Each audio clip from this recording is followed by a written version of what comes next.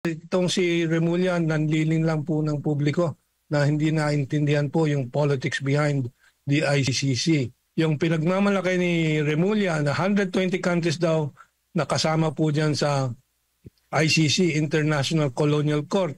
Ang totoo, halos 50 ng mga bansa po dyan sa ICC ay mga Europyano, mga kolonyalista nga.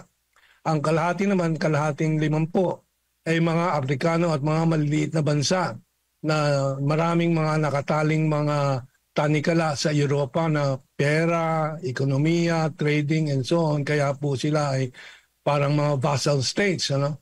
Ang totoo, 73 na miyembro na may halagang mga bansa ng United Nations ay hindi po kasama sa ICC dahil may sariling respeto sa sariling dignidad, soberenya at iba pa, tulad ng US, Russia, China.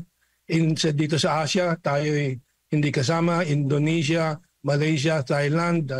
So itong si Remulla, nanliling lang po ng publiko na hindi naintindihan po yung politics behind the ICC.